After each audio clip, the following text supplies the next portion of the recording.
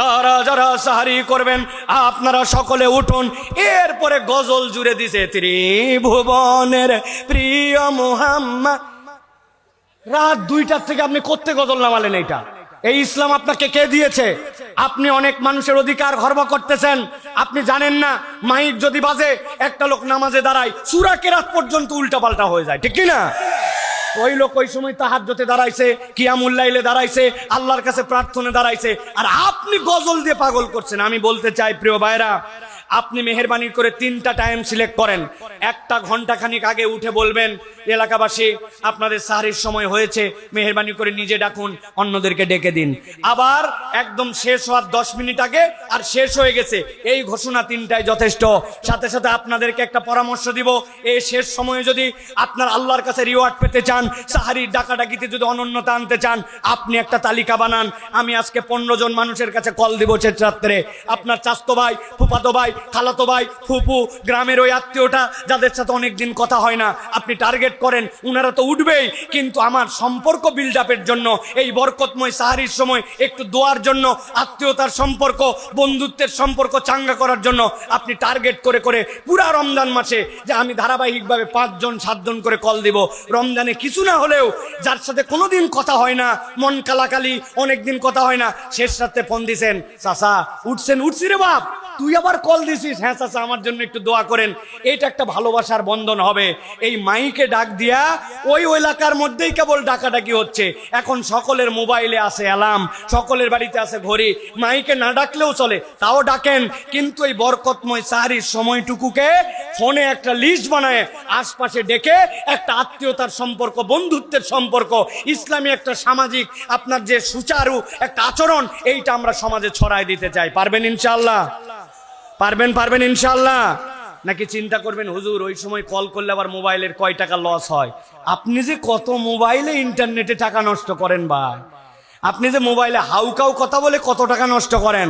আর সেহরির টার্গেটে আপনি যদি এইটা করেন তাহলে আল্লাহর কাছে একটা ইবাদত হিসেবে পরিগণিত হবে। মনে থাকবে ইনশাআল্লাহ। প্রিয় ভাইরা, রমাদানকে আরেকটা বিষয় আমরা বলি, 4 নম্বর বিষয় এটা। আমরা বলি রমজানের যত ইচ্ছা খাও, রমজানে খাওয়ার হিসাব হয় না, ঠিক না ভাই? কারা কারা জানি ঠিক বললো? রমজানে খাওয়ার হিসাব হয় না। না, রমজান খাওয়ার কিসের হিসাব? দুমায় খা বেটা, যা পারিস তাই খা, একদম গিলতে গিলতে এই পর্যন্ত। ইফতার তো আমাদের 3 ইনিংসে হয়। প্রথম ইনিংস নামাজের আগে, দ্বিতীয় ইনিংস নামাজের পরে, মাগরিবের নামাজটা কোন রকম পড়ে যায়, ফাইনাল ইনিংস এশার পরে, আসার পরে আরেকবার। আছে না ভাই? বাপ রে বাপ, 20টা আইটেম আপনি খাবেন কেমনে? সামনে এতগুলা ফল, ওই জন্য একবার খাইয়ে গেছে, পরের বার মুড়ি মাখা খাইছে, শেষে আবার একটু হালিম দিয়া একটু হালকা একটু কাচ্চি খাইছে। 3 বার ইফতার করি আমরা, ঠিক না ভাই? ভালো করে জেনে রাখেন প্রিয় ভাইয়েরা, রমাদান মূলত খাওয়ার মাস নয়, খাওয়ার মাস নয়। রমাদান হচ্ছে শাহরুল মুআসাত, রমাদান হচ্ছে মানবতার মাস, রমাদান হচ্ছে ভ্রাতৃত্ব প্রতিষ্ঠার মাস, রমাদান মূলত খাওয়ানোর মাস। সুবহানাল্লাহ বলেন। নবী করিম সাল্লাল্লাহু আলাইহি সাল্লাম বলছেন, তুমি দরিদ্রকে খাওয়াও, তুমি রোজাদারকে খাওয়াও। নবীজি বলছেন, মান ফাত্তারা সাইমান কানা লাহু মিসলু আজরিহি গায়রা আন্নাহু লা ইয়ানকুসু মিন আজরি সাইমি শাইআন। কোন একটা ব্যক্তি যদি কোন রোজাদারকে খাওয়ায়, আল্লাহ নবী বলছেন সারা দিন সিয়াম পালন করে সে যা সওয়াব পায়, ও ইফতার করায়া সারা দিনের সওয়াব পায়, রোজাদারের সওয়াব কমানো হয় না। সুবহানাল্লাহ। আপনি চিন্তা করছেন হুজুর আমি কি দিয়ে রোজাদারকে ইফতার করাবো? রোজাদারকে ইফতার করাতে হলে অন্তত 4 পদের তো ফল দিতে হয়, পেঁয়াজি, বেগুনি, অন্তত পক্ষে আলুর চপ, সিঙ্গারা, ঝুড়ি ভাজা, অন্তত পক্ষে বুন্দিয়া, অন্তত পক্ষে আকবরিয়া বা অন্য ভালো কোনো জায়গার কোনো একটা নতুন আইটেম না দিলে ইজ্জত থাকে নাকি? সাহাবায়ে কেরাম এইটা বোঝেন নাই। সাহাবায়ে কেরামকে নবীজি যখন বলেছেন তোমরা ইফতার করাও, তারা তখন ইফতার করার প্রতিযোগিতায় লেগে গেছেন।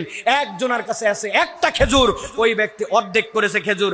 একটা খেজুর আপনি আমার পক্ষ থেকে খান, আপনি খান, আপনার কিচ্ছু নাই। বোতল থেকে পানি ঢেলে তার গ্লাসে ঢেলে দিয়েছেন, নিয়ত করেছেন আল্লাহ আমার দেওয়ার মতো কিছু নাই, এইটুকু যদি দেন, ওই লোক সারাদিন রোজা রেখে যে সওয়াব, আপনি ইফতার করলে আল্লাহ ওই সওয়াব দিবেন। সুবহানাল্লাহ। আমি তো অনেক জায়গায় টেকনিক করতে বলি, আমলের মাস, কামায়ের মাস, টার্গেট করেন একদিন 50টা প্যাকেট বানাইছেন, খরচ কত হবে? সর্বোচ্চ 200 টাকা। বলে হুজুর কোন প্যাকেটে এইটা? 1 কেজি মুড়ি কিনছেন, কয় টাকা লাগে? 50 টাকা। 1 কেজি খেজুর, হাফ কেজি খেজুর কিনছেন, 100 টাকা। আপনি অল্প একটুখানি ছোলা কিনছেন, 50 টাকা। 200 টাকায় ক্লিয়ার। 10 টাকায় পলিথিন কিনছেন, ওর মধ্যেই দিছেন একটু মুড়ি, দিছেন একটা খেজুর, দিছেন একটু ছোলা, পকেটে বাঁধছেন, একটা বাজারের ব্যাগ ভরায়া চলে গেছেন সাতমাথায়, চলে গেছেন একদিন মাটিডালির মোড়ে, চলে গেছেন আপনার বাজারে। যেই লোকগুলা বাসে করে যাচ্ছে, ইফতার করতে হয়তো পারতেছে না, আল্লাহ আমাকে যা সামর্থ্য দিছো আল্লাহ, আমি আজকে তাদের জন্য এই যে ভাই আপনার ইফতার, এই যে ভাই আপনার ইফতার, আপনি একদিন এরকম করে করবেন, রব্বুল আলামিন দেখবে আমার বান্দা। আমার নবী বলেছে রমাদান খাওয়ানোর মাস, রমাদান খাওয়ার মাস নয়, সে সাধ্যের মধ্যে চেষ্টা করেছে। আল্লাহ আপনাকে আমাকে মুত্তাকি কেবল বানাবেন না, রব্বুল আলামিন আপনাকে আমাকে এই রোজাদারদের সম পরিমাণ সওয়াব আমলনামায় দিয়ে দিবেন। সুবহানাল্লাহ। মা বোনের আগে ইফতার পাঠাতো, এবারই সেবারই অনন্য কালচার ছিল। এখন এমন হয়েছে মুখ দেখা দেখি হয় না, এইগুলাকে ঝামেলা মনে করে আগে যা ছিল তাই মানুষ পাঠাতো, ঠিক কিনা? অতএব প্রিয় ভাইরা, রমাদানে আমরা অপর ভাইকে আমরা খাওয়াবো। অনেক কর্মজীবী মানুষ আছে, অনেক রিক্সাওয়ালা আছে, অনেক বিভিন্ন ধরনের বাসের যাত্রী আছে। আপনি যেভাবে সওয়াব কামাই করতে পারেন প্রিয় ভাইরা, আরবে দেখেছি, শুধু আরবে না, অনেক পৃথিবীর দেশে আল্লাহ রাব্বুল আলামিন নিয়ে গেছেন, সব জায়গায় দেখছি মুসলমানরা ইফতার করানোটাকে বিশাল আনন্দের মনে করে। সাহারি ইফতার করানোর জন্য দস্তরখান বিছায়, মসজিদে নববীতে হাত ধরে টেনে নিয়ে আসে, আমার ইফতারিতে একটু শরীক হন, না শরীক হলে মনে কষ্ট পায়।